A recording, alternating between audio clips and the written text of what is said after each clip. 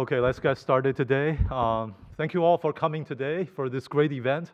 I'm super excited about this event on using a variety of evidence in governmental and philanthropic studies. So my name is Daniel Cheng. I'm currently Associate Professor and Chair of the Leadership and Management area at the Humphrey School. So we're extremely excited to host this event, and also thank you for our wonderful colleagues and staff, Isaac, Ashley, and Sophia for the support. The event cannot be happening without their support. So I also want to thank the Gross Family Fund for supporting our area activities, which make this event possible as well. So before we formally start, I turn the mic to Dr. Kathy Quick. I just want to quickly sort of introduce some of the highlights for the leadership and management area, in the past year, which I think is a great illustration of who we are as an area and a school. So first of all, we just co-hosted the Minnesota Nonprofit Leadership Conference with the Minnesota Council of Nonprofits, with a completely sold out, audience from across nonprofit professionals in the state in May. And our own assistant professor Sharon Opoma also served on the conference planning committee. And our students who wrote a capstone report called Equity in Minnesota State Grantmaking served as a basis for a statewide working group on reforming state grantmaking processes. And also this working group is convened by the Minnesota Council of Nonprofits. So secondly, I want to highlight, our own associate professor, Dr. Carrie Oberger, just did an interview, with NPR host Angela Davis on the value of vocation in 2024, which is very, timely topic. Dr. Oberger just awarded associate professor, also will be the area chair in spring 2025, and her research is on public-private dynamics and the meaningfulness of work. And also she teaches a class on avoiding burnout at the Humphrey School. So finally, actually with, two colleagues on the panel, Weston and Patrick, we conducted a 3-state study on the use of evidence-based practices by state government employees. So our report, with a similar title, looking at the use of evidence-based practices, just had released the report and also published the paper in Publication Review. In the meantime, our students also wrote a capstone report looking at the Minnesota Story Collective and how to use stories to actually inform state decision-making, so which are all very relevant. Actually, I would say is the inspiration for this event as well. So this capstone is, supervised by Dr. Jeannie Intenza, who is a visiting professor of practice at our area. The funding is also generally supported by the Gross Family Fund. Okay, so I believe although we have many activities of the areas in the past year, these cannot be comprehensively list all the accomplishment, but I do think this is a vivid illustration of our commitment to research and practice and fostering public conversations. And I do hope that this event will serve as that purpose as well. So without further ado, I want to turn the mic to our newly awarded Gross Family Chair, Professor Kathy Quick, to moderate the panel and maybe introduce the panel and the panelists briefly. Thank you very much. Well, thank you, Daniel.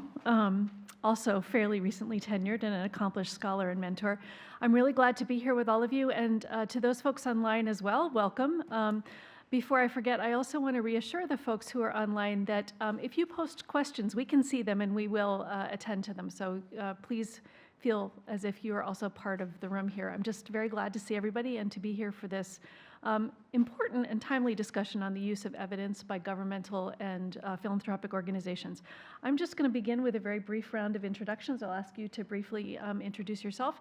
As Daniel said, I'm Kathy Quick. I'm the Gross Family Professor in the Humphrey School, but I'm also an academic co-director of the Center for Integrative Leadership, which is a university-wide center. And one of the students in the class, in that class is here right now. And I'm also most recently a state specialist with the University of Minnesota Extension Leadership and Civic Engagement. And my name is Kathy Quick. Hello, all. It is so good to be with you. I'm Anita Patel. I'm a graduate of the Humphrey School from 2004, so a few years ago. And really was honored to spend time during that time thinking about social policy, about equity and justice, and really spend time also on the Student Senate and thinking about how do we keep kind of working on our culture. That was fairly early in some of the work at the Humphrey around culturally, what are we doing with students and how we really create welcoming environments. So decades ago now at this point, and I know you've come so far, so just really honored to be with you. I was also humbled to get the Public Leadership Award in the early 2000s. So just really believe in serving our community and all that the Humphrey allows in terms of connections to make that happen. I'm now the Vice President for Grant Making at the Bush Foundation, and I can share more about that over time. But also want to mention that next semester I'll be teaching a course on kind of race, philanthropy, the ways that philanthropy and money have kind of shaped the U.S. society and are shaping into the future. So if you have interest in that, if you just want to dig into it a little bit, or if you're thinking about that as a possible career, I think it'll be a really interesting discussion. A lot of great things to focus on and a lot of problem areas that we need to keep working on. So a little commercial there for you to think about. Weston. Hello. Weston Merrick. I'm a 2020 graduate of Humphrey. During my time there, my dissertation and my area of study was around how do we use the behavioral sciences and the design sciences to engage people to understand, to identify, and to remove administrative burdens to getting access to public services. I've been in state service for a little more than a decade, first with the Department of Employment and Economic Development, and for the last 8 years now with Minnesota Management and Budget. Starting in 2019, I started to lead the Impact Evaluation Unit. We're a team of data and social scientists that are tasked with trying to understand the impact of state programs, for whom and under what circumstances, and really excited to talk in this conversation today. Everyone, glad to be here. Patrick Carter, I am the Vice President, State Practice Lead at Results for America. We're a national, nonpartisan nonprofit that works with government leaders to help them use data and research in their decision making. Prior to this role, I spent about 11 years in state government here in Minnesota at the Department of Human Services and then Management and Budget. And before that, I was a 2012 graduate from the MPP program here at Humphrey. Hi everyone, Amanda Varley. I am a 2011 Humphrey School graduate, and I now work at the very newly formed Department of Children, Youth, and Families. The agency's only been around for a few months. Prior to that, I worked at the Minnesota Department of Education and for almost 15 years. And my role is the Data Analytics and Operations Supervisor in our Early Learning Unit. And that's was my focus also at the Humphrey, was early childhood policy. Wonderful. It's great to be here with all these graduates and with lots of current students in the room. So I don't want to begin by asking a question that seems overly trite, but I do want to begin by not leapfrogging right over the most essential question, I think, right? So the purpose of our panel is really to talk about evidence, the use of evidence, challenges with evidence, quality of evidence. And so could I ask each of you to tell us why is evidence valuable? What counts as evidence for you, and how do you use it? So I guess maybe a little bit of contextual pieces to my work is that my work really is about how we're working at the intersection of programs that impact kids and families. And there's not administrative data that works at those intersections.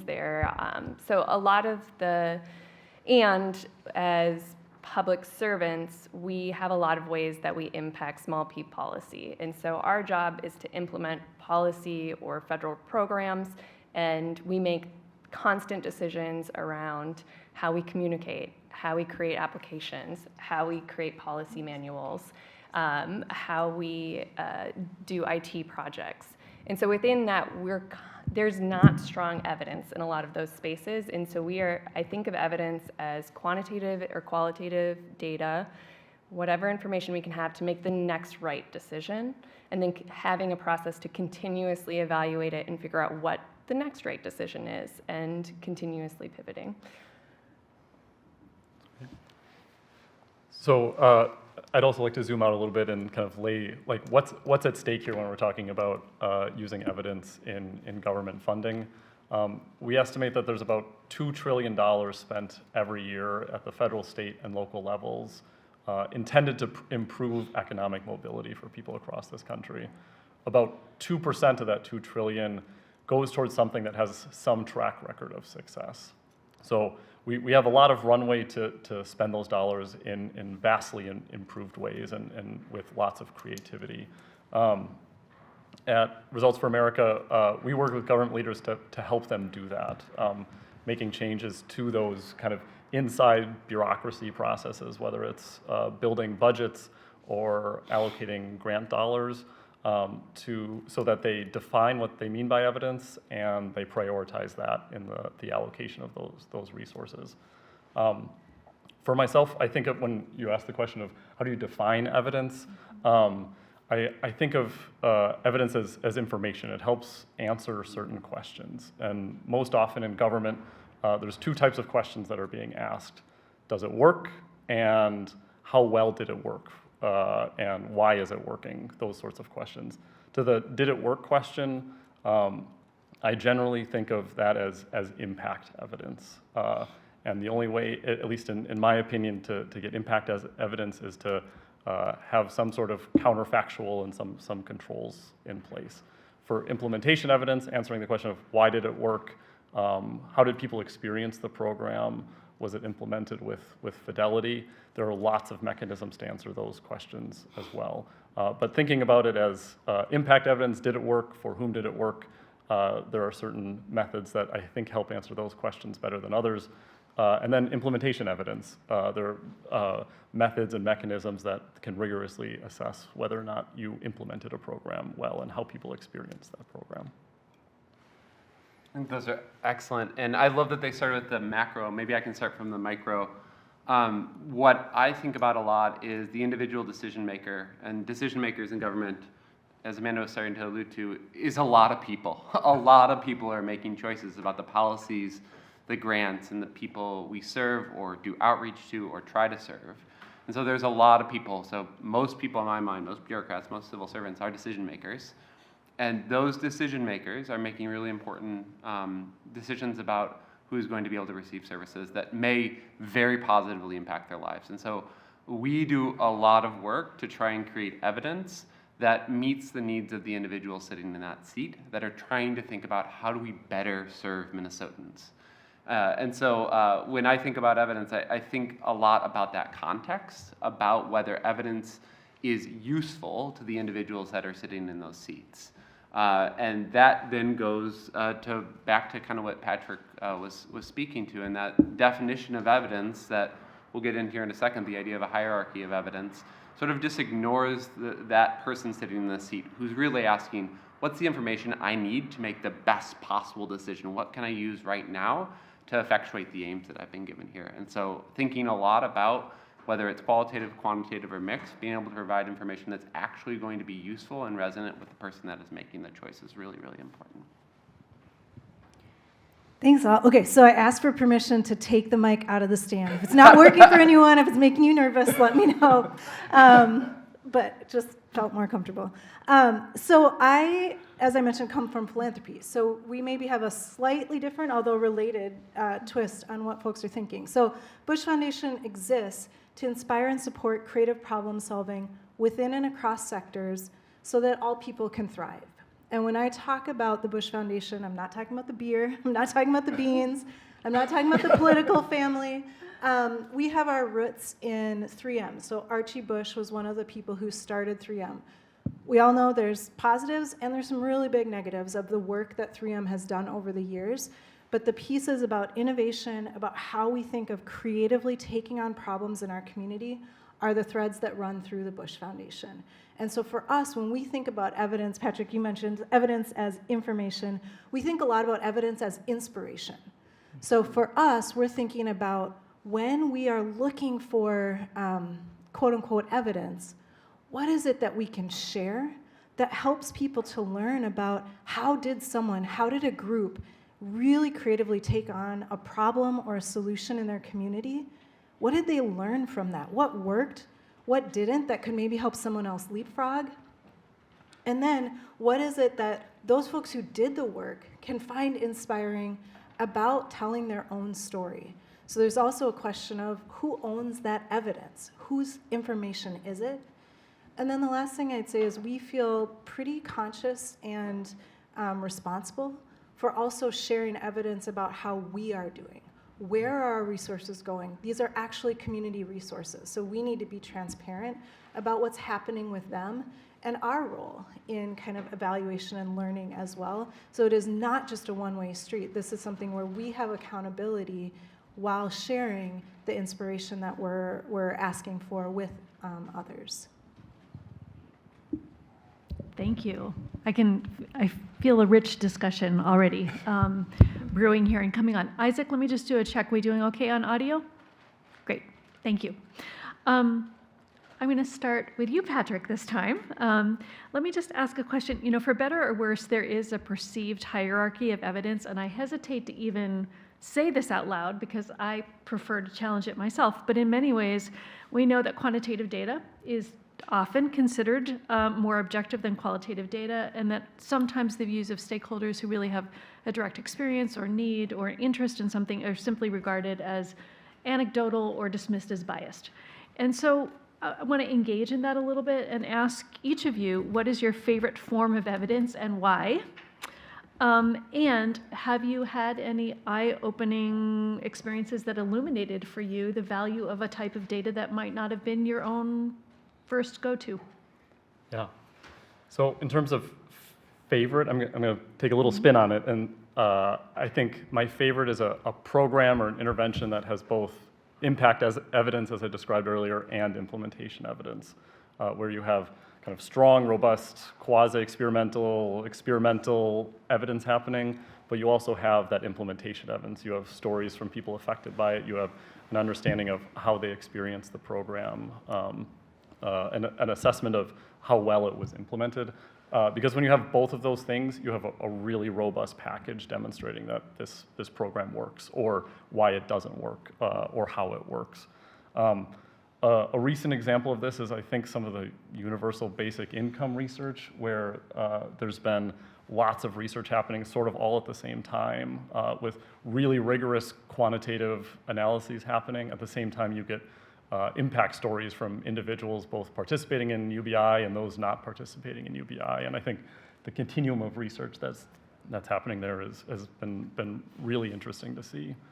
To your question about eye-opening evidence, about 10 years ago, the Star Tribune did an analysis of fatalities of children in Minnesota after a maltreatment investigation. And they pulled together some just gutting statistics around maltreatment in Minnesota and the 55 kids who had died the decade before this story came out. As moving as all of those data points were, the surprising piece of evidence in there was a photo. There was a picture of a 4-year-old, one of the individuals who had died, and it was just this heart-wrenching photo. And I think it was probably the most cited piece of evidence at the legislature that next year. They talked about the numbers, they talked about everything else, but essentially every person who spoke on this topic talked about Eric Dean and that picture on the front page of the paper. And before that, I had never thought of a photo as being a piece of evidence, but it really like captured and distilled all of the numbers and data and stories in one place. I'll piggyback on Patrick's comment. I love a good randomized controlled trial. And what I really, really love is really good co-created mixed methods evidence, right? There's, we're alluding to this, or you said it directly, Kathy, this idea of kind of objective and rigorous research and this belief that there's a hierarchy, and at the top of the hierarchy is randomized controlled trials. What I think that hierarchy has done just a huge disservice to anyone that is actually trying to get their research used. And I think there's a backlash to the idea that that is what is defined as the top of the pyramid. The intent of that pyramid all along was to get at, the idea of cause and effect, right? Like, randomized controlled trials are our best thing that we have at trying to create a counterfactual to understand if a program is having the impact that we expect. It is not a measure of usefulness. It is also not a measure of rigor. And so, when we think about research a lot with my team, we try to think about a couple different things. The first thing is, We do impact evaluations, so experimental and quasi-experimental design studies that nominally, hypothetically, or based on that pyramid are towards the top of that, right? But that's not what we do in practice every day. Every day we sit down with agencies and try to create questions that they want to learn about. And then we ask them the question, what is the best way for us to learn about that? Is it a formative evaluation? Is it co-creating, doing participatory research? Is it descriptive analysis, or is it in fact actually a cause and effect question?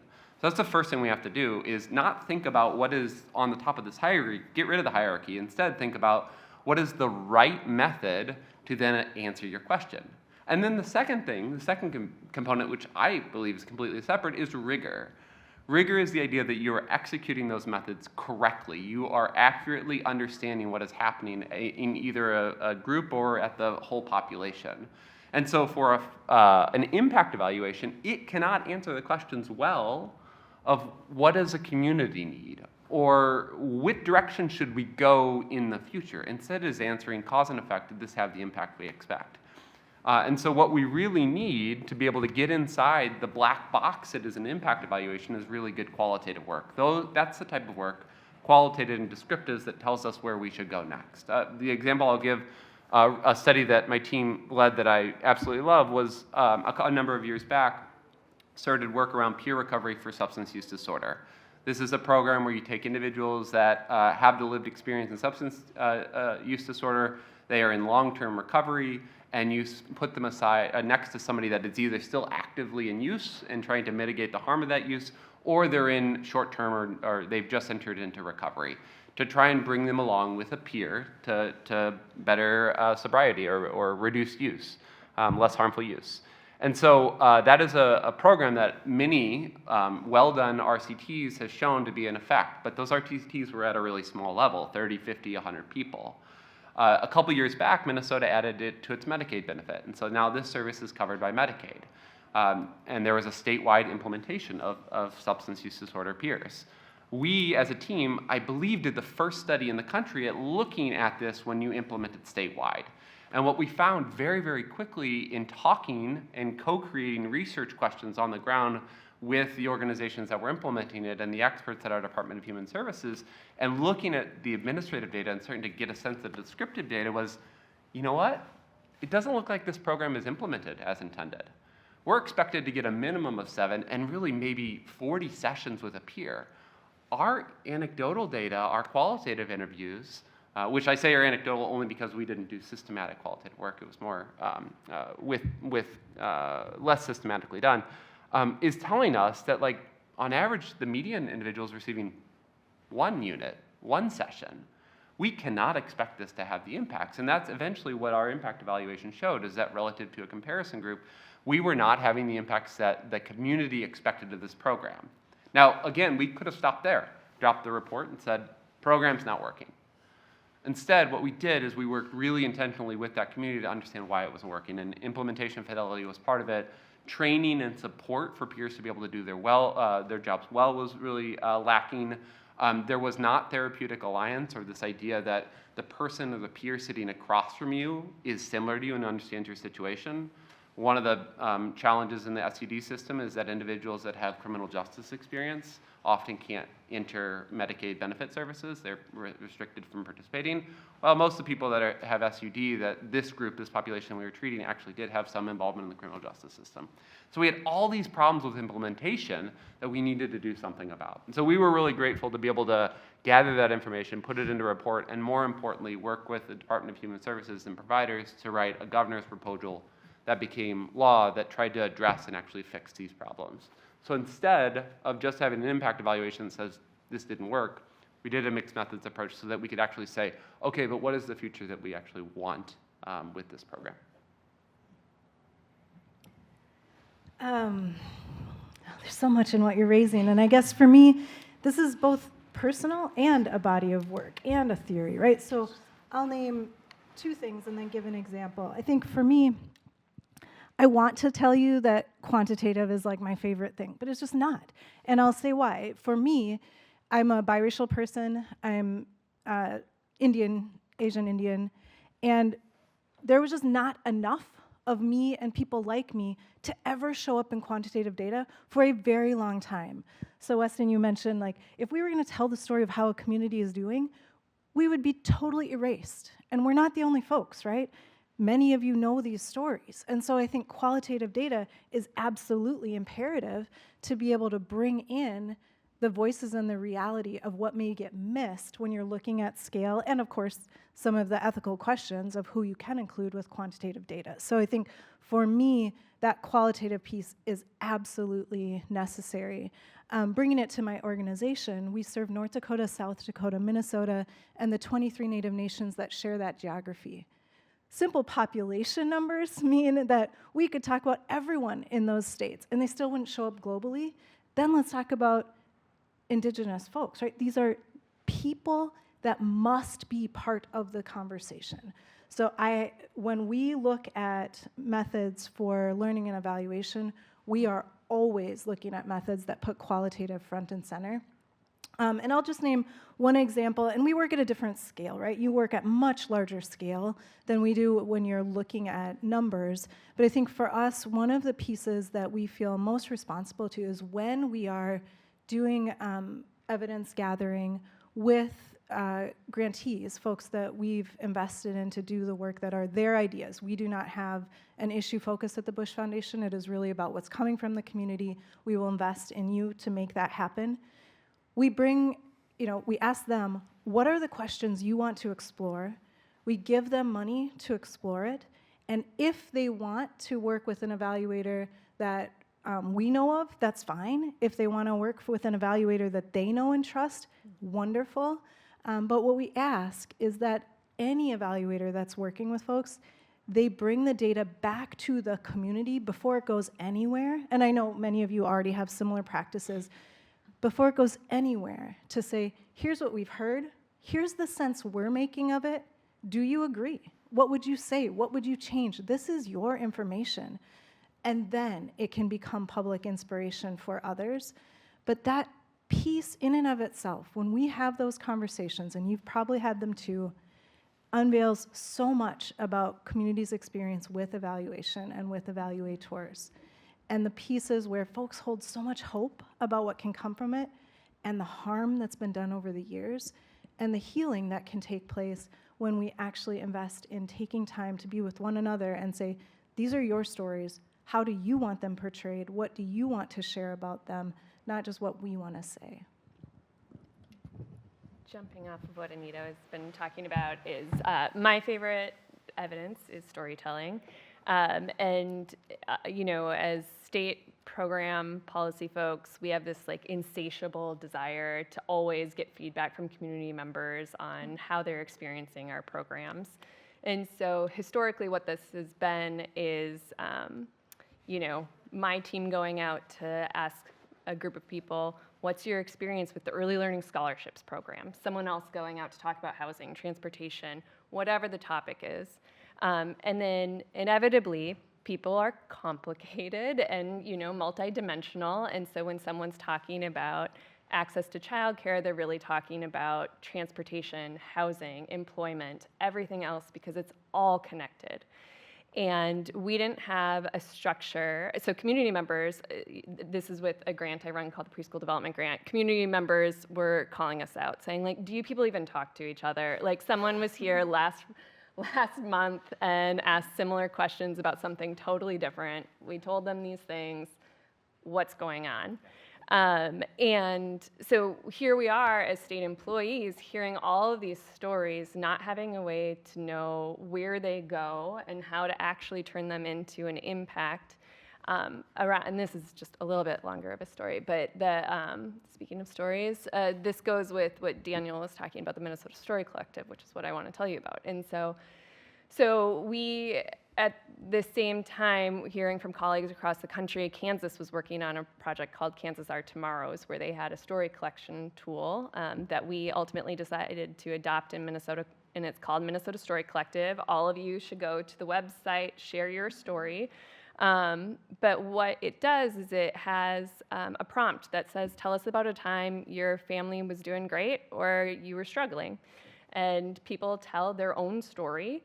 in their own words, as much or as little as they want to say, and then they self-code their data. And so it's taking away the bias of people like me going into community and saying what I think people were experiencing based on my own interpretations. And one of my favorite questions in it is, it brings to light how we, even in the self-coding of data, we create boxes for people of like, what parts of your identity do you check here? And so we even have an open-ended question that's like, hey, what part of your identity is really important that wasn't captured here? And you, of course, hear stories like, I'm a first-generation college student. I'm a survivor of domestic violence. I am a single parent. I live in a multi-generational housing. Whatever is actually important to the people who are answering this survey or this, telling their story is what we capture. And then we don't stop there. This kind of goes to what Anita was saying, is then we have sense-making sessions where people come together, they read stories that are from their community, however we define community in that space, and then get a little bit deeper on, okay, what are we hearing? What are the themes? What are the causes of this? What's happening? And then that drives us to think through where are our levers of action that we can take on this and have continuous feedback loops with community members. And it helps us kind of address these more complicated problems and challenges that we face.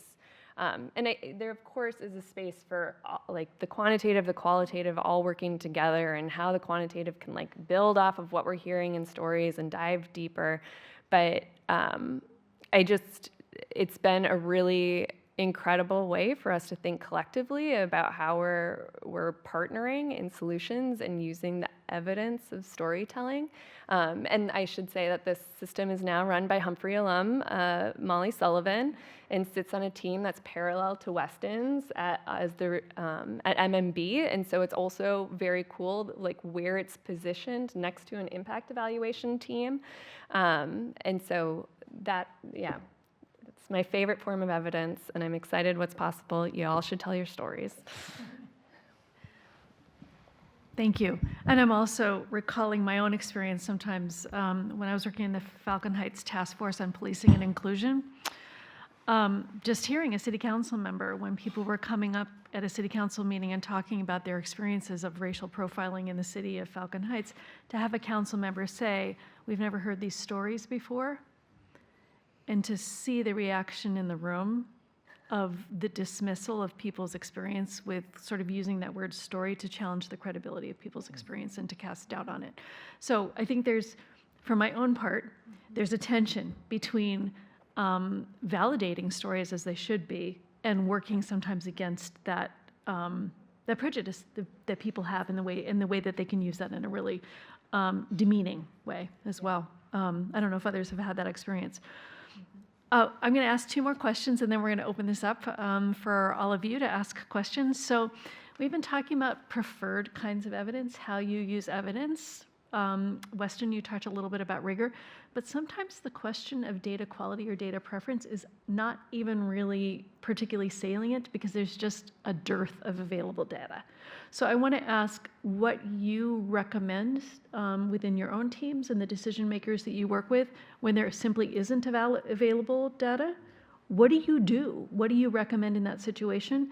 And what kinds of investments are your organizations prepared to make in this really very time-consuming project of gathering, documenting, and analyzing data? So we'll do a brief round, and Weston, I'll start with you. Yeah, sitting at the state, my experience is that we are awash in data, and we are bereft in the ability to pull it out, analyze it, tell a story, share it, and collaborate around it. Amanda was mentioning perfectly and I had to laugh because I've had the experience of someone was here last week asking these questions. I mean, that's the state, right? There is a bunch of extremely earnest people trying really hard to understand what we need, what we should do, how well programs are serving people or not. And so we have a ton of information. We often have the inability to coordinate amongst ourselves to be able to tell a coherent story. And I'll speak what I know about best. This is a quantitative story because that's what I know best. This is equally true of qualitative data, but one of the things that we constantly see at the state is that we have this inability to walk across silos. And so we often really lose sight of the fact that people don't experience a single agency, Department of Human Services, DCYF, Department of Children, Youth and Families, Department of Corrections, Department of Commerce, Department of Ag. They don't experience an agency. They experience a government and a state government. But all of those agencies don't share data with each other. And so we don't know often the people that sit between multiple programs and use information that we've gathered from our food stamp program to be able to fill out information for people signing up for the weatherization program at Commerce that has the exact same guidelines and requirements and eligibility criteria.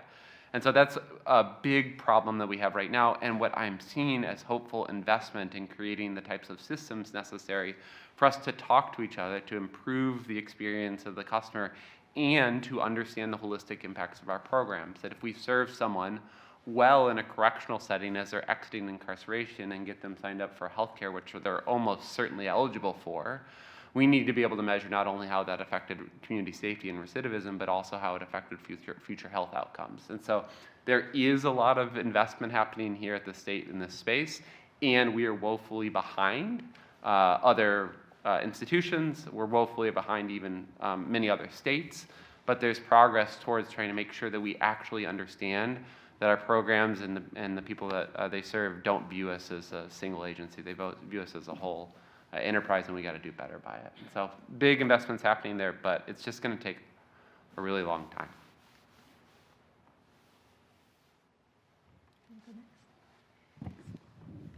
Sure, I'm trying to think of, I think we're in a different space with this a little bit. I think because our largest grant program invests in kind of collaborations who are coming together to do something that hasn't been done in their community before. So there isn't evidence about it because they haven't done it before. And so a lot of the times what we're looking for is, are you trusted in your community? What is the evidence that can tell us that you are a trusted person, a trusted organization to make this idea happen? Are you folks who are committed to equity in your community? So it's a different kind of conversation than I think my talented colleagues here are speaking about. So I don't want to take us down a path that isn't valuable. I think what I'll just bring into the conversation is, for us, when I talk about evidence as inspiration, what we're always trying to do is look around the country, the world, to say, are there other things like this happening? Who is really doing incredible systems change work, systems creation work, and what can we help to bring in and to share to kind of keep building those practices with folks in our region who are trying to take on these ideas, who are deep in the work and might not know about this other evidence that exists that can then help accelerate the ideas that they're pushing forward. So that's one way that we think about it. Yeah, my mind's going a few different directions, and one, to build off of what Anita was talking, one of the projects that we did was focusing on Indigenous evaluation as a part of this preschool development grant work and in other parts of the state too, and a lot of that was how do we co-design the evaluation together and it be based on what are the values of the the people that we're most trying to impact in the work. And so it got into data sovereignty. They co-designed all of the tools together, and my favorite tool of it was called the Grandma Test, where it was elders doing observations of kids and kind of asking, like, how are the kids doing? How are the families doing? And so I think there is a lot of space where we need to create evidence and co-design with community members and how we're doing that work. Also, just how we're, again, like a lot of our work is this small p implementation, and that can be at the state, it could be at any government, any organization. We all do small p policy. I mean, you're coming up with, you're making funding decisions, IT decisions, communications, all of that. And we need to the extent possible, build in feedback loops throughout the way. When we're creating an online application, how are we building in real-time data on how long does it take people to complete this application, where did people have the most hang-ups and questions, what's complete, what's not complete, how long is it taking people to upload documents, how hard is it to upload documents, how are translation, like we need to build that into all of our processes so that we can have continuous improvement. And then just building on what Weston was talking, another part of my work is our early childhood longitudinal data system, which is an integrated data system across 10, that brings in, it's across 4 different state agencies and brings in 20 different data sets to ask and answer complicated questions about kids and families. But, you know, it was cutting edge 9 years ago, and now, you know, there's a lot to be desired about how we get more data in there, how it can be more, how we can have more research access to it, how we can have more real-time data. Right now, it's just twice annual loads of data that's a year old, and so there's a lot of improvement that needs to happen to access to the quantitative data we have, and, you know, also talking about how we co-design data, when, like how we approach gathering data and information when we don't have access. So when there's a lack of data, I think one should go back to what questions are you trying to answer? And so if you're looking to answer implementation questions, using the data that you have, as Weston said, could be a wash in data, and finding those places where you already have data to at least inform that next decision.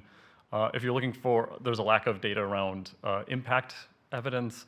There are 20,000 programs in federal government and philanthropic clearinghouses that have demonstrated something that worked elsewhere. And so that is a great starting point if you're looking at what could work in my community or in my state, what worked elsewhere. Lots of examples there. And then you just heard the opportunity to generate new evidence. If you're looking to answer a question, an implementation question, my favorite question asking colleagues within state government was, can we do a survey on that? Can we just ask people how they feel about that, rather than us guessing or trying to like triangulate with, you know, like a string board of like what we think is going to happen? Like, let's just ask people what they think about it, how they feel about it, what ideas we could use to move on to next steps. And if you're looking to generate implementation evidence, I think there are examples here in Minnesota of grant programs that have incentivized grantees and organizations to study the programs that they're implementing to generate new evidence.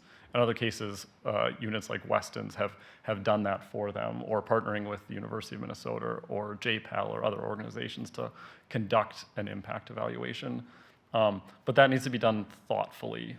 Some recent analyses have said that about 75% of rigorously evaluated programs share demographic data, who was studied in those programs. So a quarter of that is missing who was studied. But even within that 75% that reports who was studied, a very small fraction reports impact by demographic characteristics. And so if or when you're generating new impact evidence, you need to report those findings by different demographic characteristics as much as possible, and as thoughtfully constructed as possible with community, so that you can see on the impact evidence side how that program impacted not just the population as a whole, but as thoughtfully as possible the subpopulations that you're studying. Thank you. We've been talking a little bit about the challenges of gaining data and the quality of data and what kinds of data you like. But I want to roll back a little bit and just ask whether there are risks or cautions that you have in general about the drive towards evidence-based practice. Okay, so Anita, you've just been talking about some of the real absences in data and questions of sovereignty and who owns the data, where that data travels, and the rest of you have raised other issues. But normatively, this move towards evidence-based policymaking and decision-making seems like a good idea. But aside from the trouble of doing it and getting the data access, are there risks in the move towards evidence-based policymaking in general that you want to caution people about? And I'll start with you. Yes. Shall we go? No. I would say a couple of things. One is, I think, sorry, lost the train of thought, coming back. Thinking about who gets access to capital. So if I'm working in a philanthropy space, if we brought together all the money that philanthropy gives in Minnesota, we could fund like a couple hours of what the state funds across. So again, different scale. But if we think about only basing the way that we give grant dollars on a particular form of evidence-based decision-making, you would have entire populations not getting access to any money and investment in their community.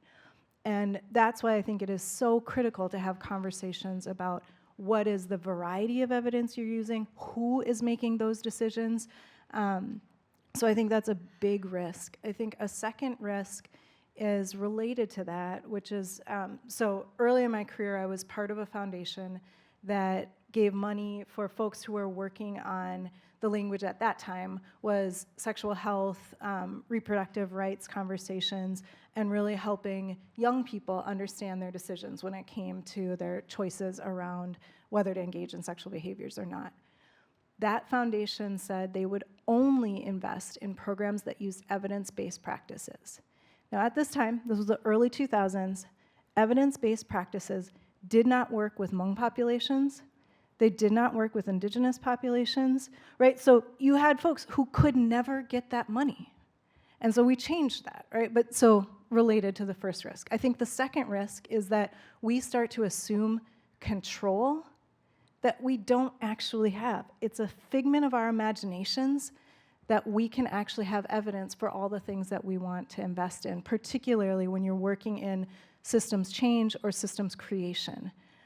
And so the more that we engage in sort of a useful at times, but taken to the extreme, frivolous pursuit of believing we can have things in a construct where there's evidence for everything and we should make decisions accordingly, I think that it starts to kind of limit our imagination and thus limit what is possible for us and for our communities. Would you like to go next? I mean, basically, just what Anita said, really. I don't know that I have much to add to that right now. Oh, I agree with that as well. I would add that there's a risk in like a false sense of security that I have identified something that is evidence-based and I'm going to implement it here, like this kind of pull something off the shelf and implement it. A couple of risks. One is not understanding kind of the context in which that was studied, and is that somewhat comparable to the context in which I want to implement this program here. The second is almost just a branding. You'll hear something like high impact tutoring and immediately think, well, yep, that was well studied and rigorously evaluated, that worked. I'm going to call my program high impact tutoring and kind of piece together a high impact tutoring program when in reality there are core components of that high impact tutoring program and an understanding of what were the mechanisms there that improved third grade reading scores for the population studied, and are those core components going to be present in this new iteration. And so absent that kind of thoughtful consideration, I think it's just a false sense of security of, I'm doing high impact tutoring, that means it's going to work, when in reality there's just much more thoughtful discussion that needs to happen.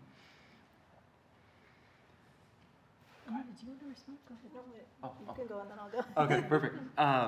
I think our colleagues have said everything just so beautifully, right? Like there's the risk of innovation that we can't do new things because we're going to drive out investment because it has to be evidence-based, meaning it has to already have data and evidence to support its efficacy. Did we implement it correctly? Do we actually bring all the core components in place? Does it work, and for whom, and under what circumstances does it work? We don't have good disaggregated data. We don't really have enough investment in implementation science. It's like all these confluences, there's so many risks. And this is coming from someone who for the last 10 years has been one of the chief advocates of the state for using evidence-based practice to inform decision making. There's so many risks of this, and I think my meta fear on all of this, though, is that we might get to the point, and maybe might eventually get to the point, and maybe already are seeing part of this, where we say, listen, we've been investing for a ton of time in evidence-based practices, and we still have the same intractable problems. This isn't working. Throw the evidence in the dustpan and let's just do what we want. And that's my big fear, is that we'll get to the point where we'll just throw up our hands and say nothing works, so just do whatever. And so when we fail to think about whom and where and what and context, and did we implement correctly, and did we drive out innovation or doing an EVP from the 1980s that no longer works with youth, the state just implemented one of those under me, and we did an RCT and found it didn't work. Those things are huge risks that might lead policymakers and the general public to say, stop using evidence, just do something else. And so that's a big fear I have. Can I just add one other piece? One, I just want to honor your fear. I think that's a real piece, and thanks for naming it. And I think a place where it is helpful that we've had more of a push is when we turn the lens back to our institutions and say, what is the evidence that we are willing to share about how we operate, about where things haven't worked? In philanthropy, that is very rare. It's often a field that is pretty closed about the way that it functions, sometimes because people want to be secretive, and other times because groups want the focus to be on the grantees, on the leaders, on the community members who are doing the work. But I think there's growing practice to share our own practices, to share what we are learning, to share where we have failed, and I think that's healthy and necessary in a time when trust of institutions is historically low. So if you want to know about the Bush Foundation, on our website is a performance scorecard and a place for you to ask more questions if the things there are not what you want to know and you want to know something else. So feel free to check it out and reach out if you want to talk more about it. I particularly appreciate the discussion just now about being willing to document and show failure. And I mean, it's a massive investment too. It's not only a risk, and people are attached to things, so it's hard to document a failure. But it also takes a lot of energy at a time when you're like, well, that didn't work. I want to just lay it down and move on and forget about it, right? But it is a service to others also to sort of promote that collective learning in order to be able to do that. I have a bunch of other questions, but I'm going to hold off and turn it over to our audience. So did I see somebody has a microphone? Is that right, Daniel? Yes. Oh, thank you. I can't see you against the light. Hi, Laura. Please raise your hand if you have a question. Aisha, go.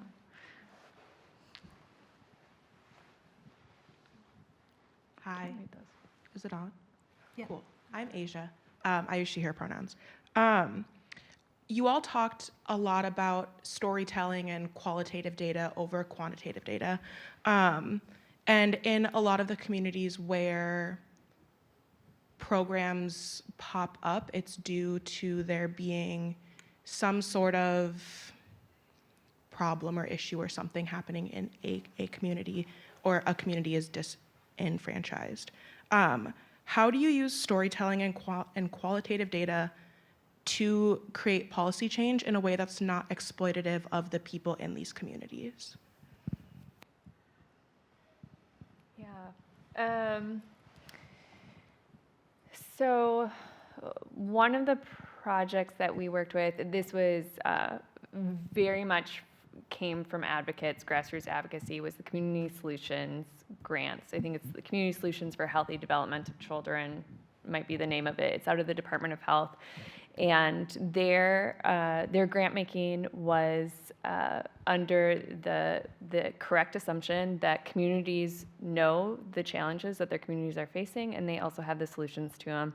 So we need to fund those communities directly, and the grants are only available to organizations that are serving and led by Black, Brown, Indigenous, or people of color. And this isn't a total success story, because I think there's just a lot of opportunity there of how can we make sure that the stories that are told there get translated to like changes in how we do our work at the state. And I think that saying that is an intent of that grant program and a number of other grants that the state puts out, but how challenging it is to actually translate those stories to policy impact. And sometimes we hear a story like, driver's license for all being an example, where folks who are undocumented can access driver's licenses. This is something that has been talked about forever, and there's story after story after story, but it took a long time to have the policy actually change. And so policy, like there's some things that we can do right away. Like we heard a story about how folks need more access to energy assistance. At the same time, hearing that Department of Commerce got a bunch of funds for that, great. We get to just make a connection and work on communications. And sometimes it takes a long time to actually make the change. So there's no quick answer to it besides that we have intention and funding and have to wait for that policy window to open and be ready to like go for it then. I don't know. Not the most satisfying answer, and that is bureaucracy, it turns out, in some ways. Yes, Daniel. And if others, My question as well, but Yeah, if others want to add to that too, I don't. please. My name is Zach. I work at a nonprofit here in the Twin Cities, along with being a student here on the grant making side of things. And one of the things that is a constant tension is wanting to know all the information while also not burdening our grantees, whether it's in the form of surveys after an event or a survey like, what did you think of the application process, and also like demographic data of like how the funding is being used. So we try to meet our grantees where they're at as much as possible, whether it's offering written or oral reporting. But I'm curious, in the work that y'all do, what are some practices that you engage in to balance the tension of wanting to know everything, but also not overburdening your grantees?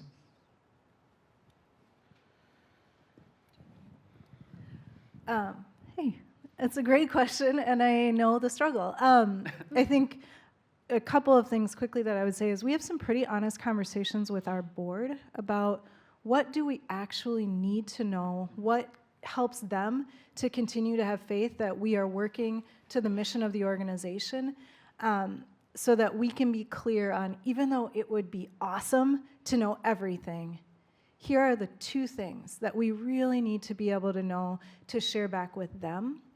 And then when I just got off a flight from Japan a couple days ago, and you can obviously tell that the jet lag is real.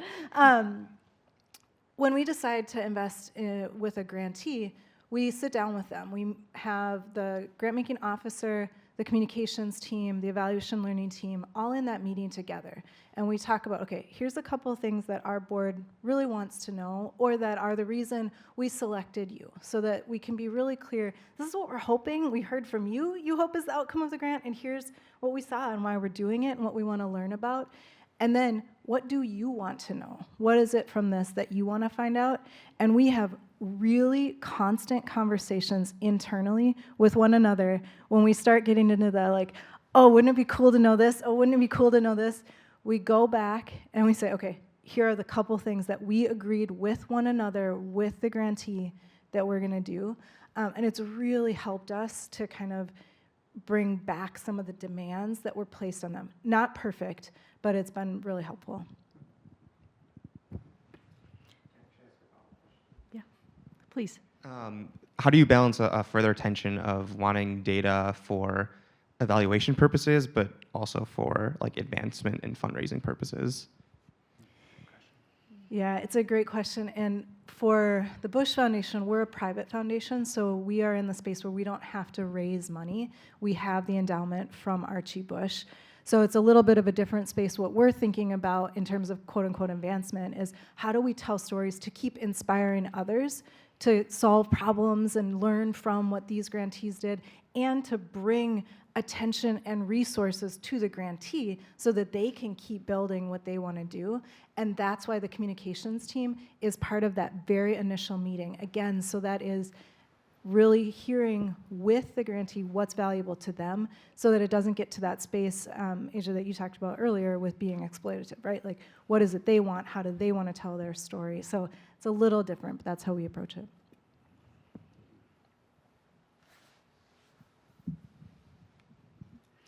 Daniel, do you want to ask one of the online questions?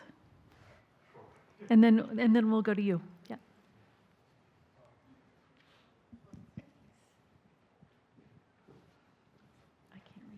There's actually a quite similar question online about thinking about the feasibility. So the point made about the impact had or outcomes achieved for particular demographic groups would be great data to have. But for many, if not most, nonprofit organizations running social impact programs, the level of granularity is not something they have the resources to measure at. So how do you balance the desire for great data with resource constraints, not just money, but time that many organizations face? I think it's not only from a grantee perspective, but even I think in government agencies often run into this obstacle of resource and time, if anybody wants to weigh in on that.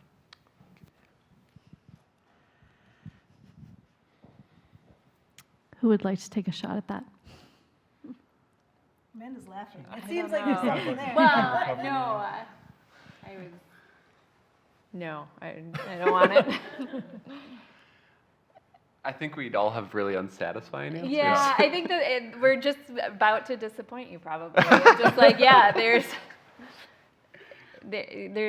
not enough time, there's not enough resources, there's often, what is it that I'm trying to remember from the Humphrey, it's like 10% of every grant should be dedicated to evaluation. It's like, that doesn't often happen when we get funds from the state to actually, Weston and I are on a bit of a quest on how we can use grant and other funding to go to our data infrastructure. I mean, even just, I see there's some other questions coming up about the data in state government, but the lack of access to it, and some of it is because we don't have, there's much to be desired with like even access to data visualization tools and data analysts, staff folks. I mean, like we sometimes just don't have the resources and tools to make meaning of the data and make meaning of it in a way that can be used by people who aren't trained in data analytics to implement what they learn into policy programs and practices. I'll just offer in case it's helpful for any of you who are working with philanthropy. So we do give money on top of the grant to engage in evaluation. And we love to talk with others about what more could we do, but also how did we do it? Are there things that your organization could do to find the money to do that? I'm talking about philanthropy who has money to give. I'm not trying to ask a nonprofit to find that money on their own. But if it's ever helpful, we love to talk with folks about putting that practice in place.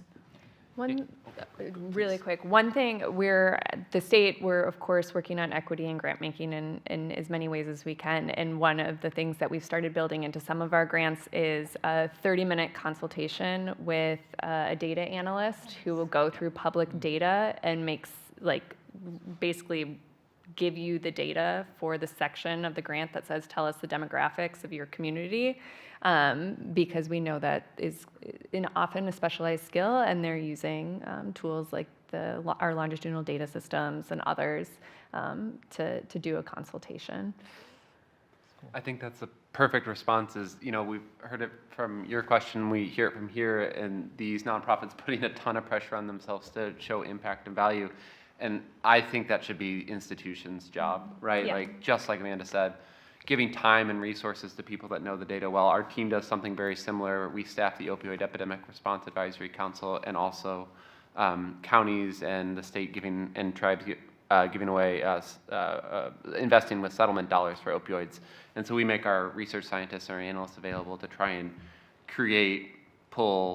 advise on data, and not just quantitative, also qualitative. What are the resources that may be available? What's the funding that might be available? What funding does the state or other institutions have? Because it's a big, hard problem that takes scale, and so it's really important that it's the institution's job to be assisting with that, and we got to do better there. My name is Sinta from first year MERP student. So I want to ask about when, because you also already mentioned about who, what, and how, but I also want to ask about when, when the right time. Do you plan when the program should be evaluated, and also when this program already implemented well, and how you know it is implemented well, kind of things. Yeah, so I kind of want to know about the time range or kind of thing.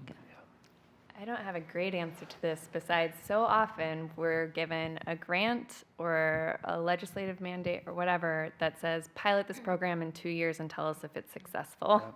Well, it takes us 9 months just to get the funding out and the grants out. So mostly to say is like often for the when is we don't have the runway to actually, I just found philanthropic funds to add an evaluation to a project that the grant funding was ending, because I was like, if we lose this learning, it was about pay parity for early childhood workforce to have them in line with the school district workforce. And like Patrick said, like when you pay people well, like your basic universal basic income, like AHAs, we're having some of those here too, but we wouldn't have otherwise been afforded the timeline to actually evaluate the impact because the funding ends. So sometimes anyways. But someone might have a more optimistic view than I do on the timelines. When we work with state government leaders around the country, we see two kind of primary windows to use existing evidence. In the grant-making process, the grant managers in state agencies have a lot of discretion as to how they're crafting those documents. And they actually are able to, in many ways, that is their job, is to craft that document and get it out and oversee the program. And so we see that as a nice open window, kind of in the 6 months before a grant is going out. Grant managers are kind of dusting off the last version. Like, that's a great opportunity to kind of inject evidence and some of the kind of thoughtful considerations we've been talking about today. On the budgeting side, every state has a budget development process. It's generally a very lengthy one, again, 6-9 months to build a budget that goes from the executive branch to the legislative branch. And they all use forms and templates to build those budgets. Amanda and Weston have probably seen dozens of these across their desk.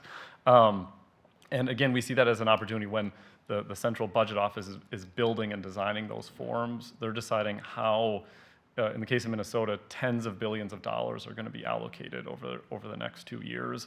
And so the information that's collected on those forms and how it's used is crucial to collecting and using evidence throughout that decision-making process, with the idea that those tens of billions of dollars could be used towards the most effective things that are most likely to improve outcomes for people in the state. I'll just name when I worked for the YWCA and a couple of other nonprofits before the Bush Foundation, and in my nonprofit fantasy heart, the when was always tied to what's the question we can actually answer. That rarely happened. We're trying to push that a little bit more again at the Bush Foundation. Not perfect, but trying to say, what can you actually know within the term of the grant period? And I think there are always power dynamics at play, but if you have the opportunity to push on that in your work, if folks are asking for ridiculous outcomes versus time in the timeline, I think it's a spot that we have to keep getting better at. And I understand the desire, right? I want to know if something works in a year, in 2 years. We've been able to work with our board, again, they're incredible people, but to have evaluations of some of our programs that are 5 years, 25 years, 50 years out, because if you're talking about real transformation, that's when you have to look, right? But that does take some work to get there. Was there another question over here? Yeah, and then I'm going to come read these, which I can't read from there. Please, go ahead. Hi, everyone. My name is Shi Zhuo. I'm a second-year MPP student. So I'm currently interning with the Ramsey County Housing Stability.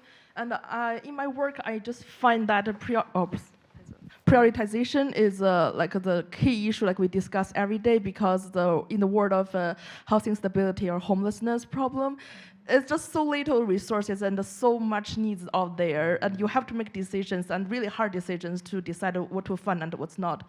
So I'm just curious if you have any experiences on how to apply evidence on those decision making on prioritization, and secondly, we are, well, as a government, but we are all like a human making those decisions. Right. We have our values, and we all have our biases.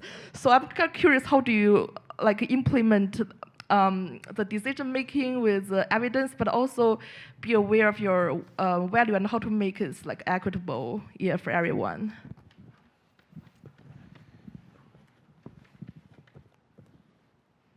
So two thoughts. One, the first question that we asked here was, how do you define evidence? And I think it's really important to have a definition of evidence for a grant program like you described, so that there's a clear understanding, not only within government, but more importantly, kind of those outside of government, they understand what you mean by evidence-based.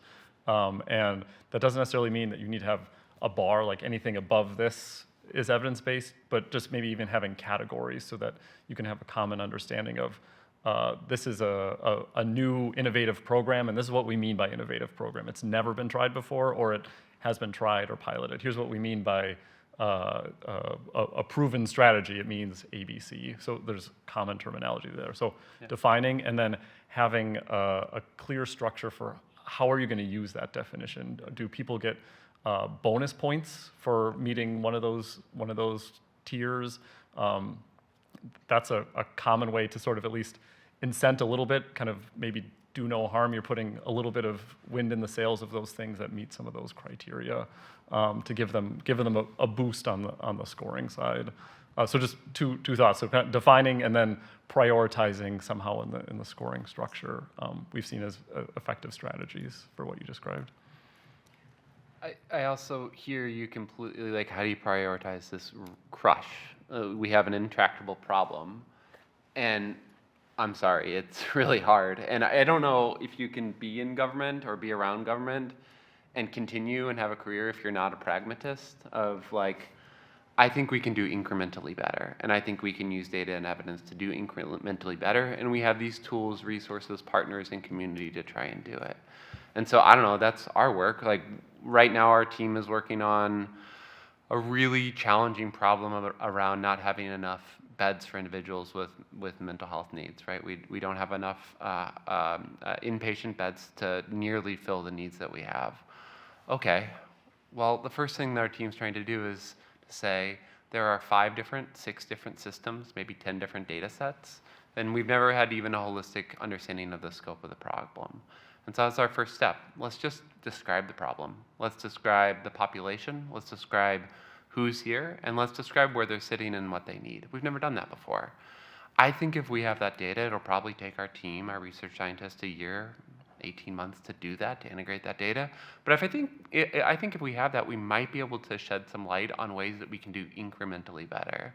Maybe we're getting 10, 15, 20 more people in a bed that really need it. That's a lot of people. And so, you know, prioritization, challenges, intractable problems, but how can we do a little bit better? I'm going to ask a great question that was posed by somebody who's joining us online, thank you, which is really about admiring the problem and the fact that there is often ample data. And when and how do you make the call that you could stop analyzing, or you could stop, as they said, admiring the problem and get on with some action? How do you make those judgment calls?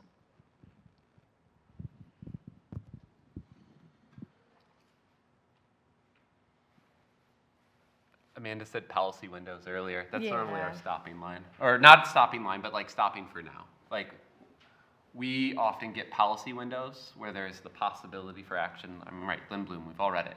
There's the possibility for action, and we need to, in this period, use the best information existing or new as possible and hit a policy window. For us, often it's like June 1. We most of the time say our evaluations are due June 1 because that's when agencies start to create budget proposals. And so we look for those policy windows and we try and hit them with the best possible data that we have. And then if we continue into a new policy window, we might continue the research. But like we're using data to inform action. So when do we have a chance to inform action is the window we try and hit.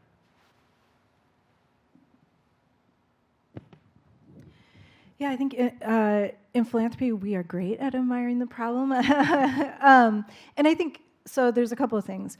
One is, one of the biggest questions that I think is helpful in almost any situation is why. So why do we need another study? What is it that we're going to gain? We all know there are now great tools, Google, some different AI things, that you can pull up a bunch of studies, a bunch of research that's already out there and say, okay, we already have all this. What else do you need to know to take action? If you can't answer that question, then you're ready to take action. But I think so often, because again, and I'm not here to like disparage, I am a Humphrey student, I've been part of academia, but I think so often the leaders in our institutions have come out of this training that we must always do more studies to get to the best answer possible. And I just don't think that's always the truth. And so we have to hold ourselves to a standard to say, really? Where is it that that's kicking in that is not actually helpful? Because these are real lives. These are our families. This is our community. And if we're going to do another study for a year, that's 220 people who are not in a bed because there's, and I'm sorry, I know these are jobs, right? These are dollars going to evaluation versus dollars going into beds for people who need them. And it doesn't always have to be that stark of a contrast, but I do think you have to hold a little bit of that in your heart to keep pushing that conversation, to know when you're getting stuck in admiring the problem. And then how you build in systems to continuously evaluate and improve and see how it's going, where it might be, you know, we talk about like the burden on communities of collecting more and more and more data. Well, there are ways to put that burden on the system too, of like how, I mean, and I haven't dabbled in it as much as I want to, but there's so much around human-centered design, and how are we making, like, going out and doing observations, sitting along with someone while they're writing out an application and figuring out where those pain points are, doing motivational interviewing. Like, there are ways that we can observe how well our systems are working, and as we're taking action, and then continuously improve and iterate. I love that, right? We, I think, often are trained in the Big Bang report. Instead, like, get it out as fast as possible and it's usable. So, you know, we have, we have our final report or publish in a journal, whatever, on an impact evaluation. But at every stage, we're talking to the people that we're working with and co-creating research and pieces of evidence they can use in that moment. And so, you know, we might have 5 or 10 releases before a report's done, because that information, I don't need to hold it. It's not useful to me. I'm not the policymaker, so let's get it out to people that can actually use it. Absolutely. The best reports I get are ones that when we get them, we're like, okay, we've already Got it met all. 5 of these recommendations because we were brought along the way and we could take action, and those also feel very good to hand over to the legislature.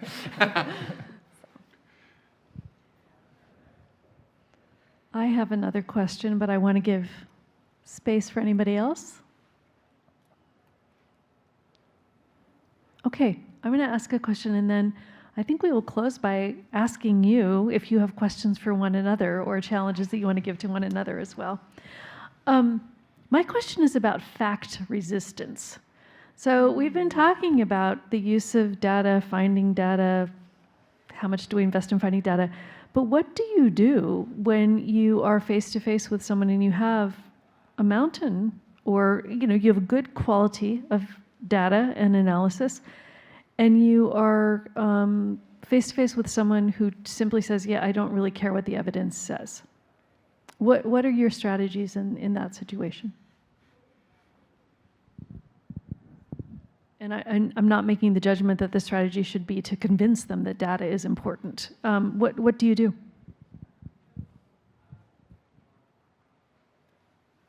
So a couple of years ago, I was interacting with a legislator while working for the state, and sort of describing the work that we did at Minnesota Management and Budget. And the legislator said, I think evidence is very important, but it's not the only thing that I make decisions on.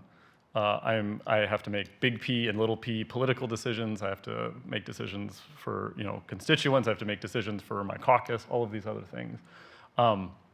And I think keeping that in the back of your mind, regardless of how good of a study you have in front of you or how good of a story you have, that people will make decisions based off of other things other than the evidence in front of you.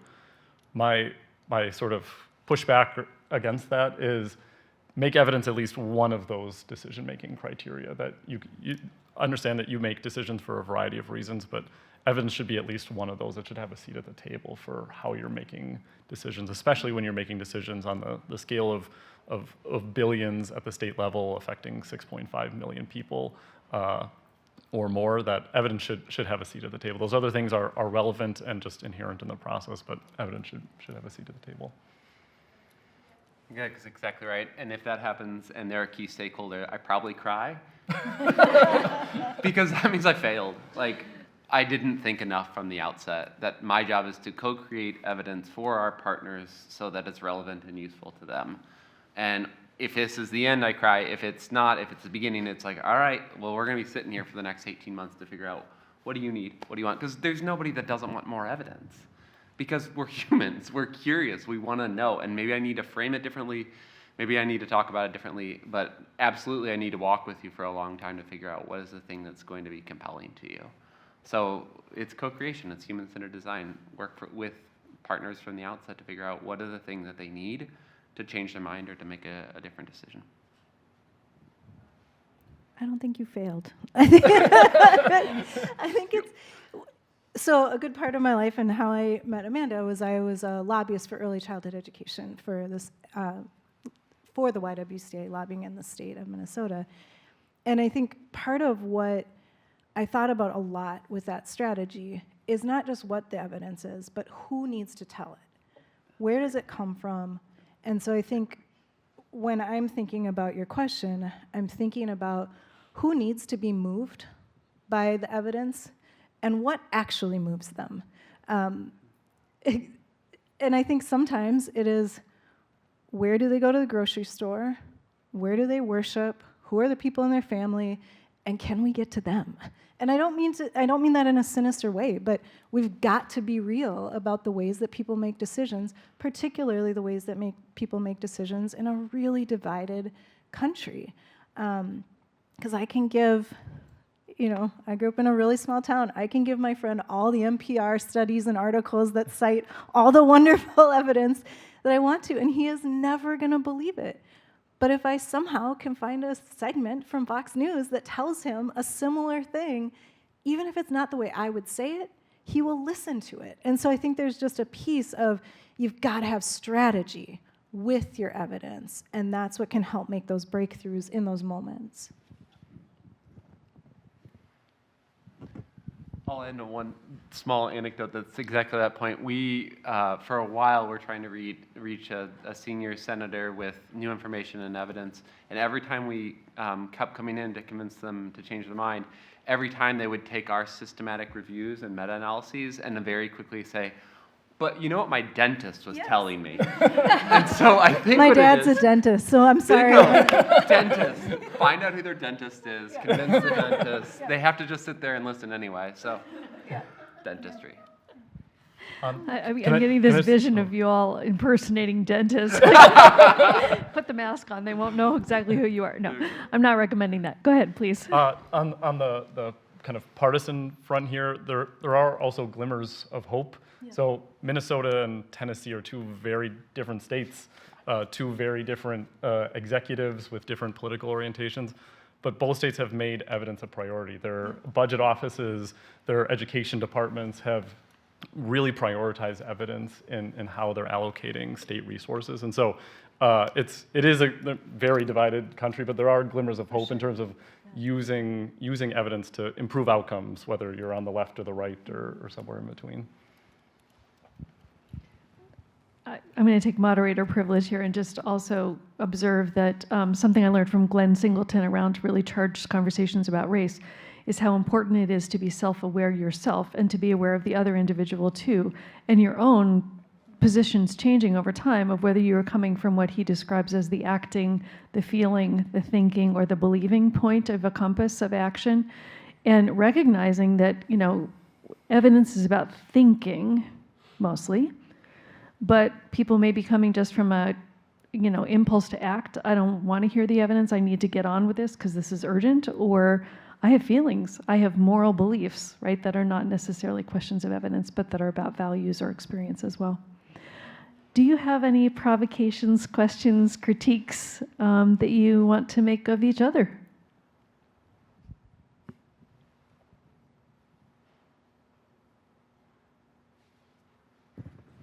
You asked my question. It was really going to be about how you think about helping legislators make decisions in a time when data, in the way we've been talking about it, doesn't always move them. So if there's more you want to say, I welcome it, but that was a question I was holding. I would add one thing to my earlier answer, that orienting towards outcomes has been very effective. That, you know, we're talking about evidence of something that improves an outcome or changes a system, and there's a lot of agreement that, you know, improving third grade reading scores is an important outcome, and orienting towards that there are a set of strategies that have been identified that work to improve third grade reading or post-secondary attainment or whatever the outcome is. And I think, again, lots of common ground there of orienting towards those outcomes.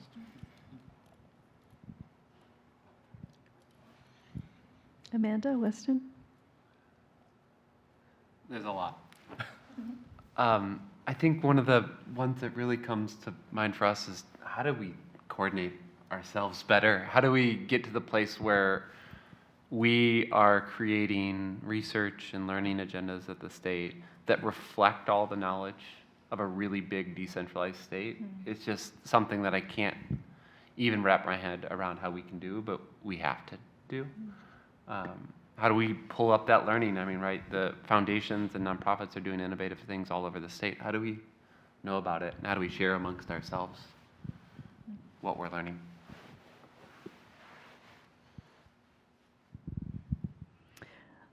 Will you join me, please, in thanking our wonderful guests, Anita Patel, Weston Merrick, Patrick Carter, and Amanda Varley.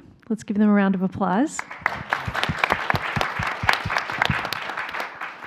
And I'd also like to thank Isaac and Ashley and Laura for all the logistical support today of the technology and preparing what I think will be an absolutely lovely reception out in the hall. So for those of you online, thank you very much for joining us. Those of you who are here today, please join us outside. And finally, a big thank you to Daniel for conceiving of this really very important topic and giving us the opportunity to come together. So thanks, everyone, and please join us outside for some refreshments.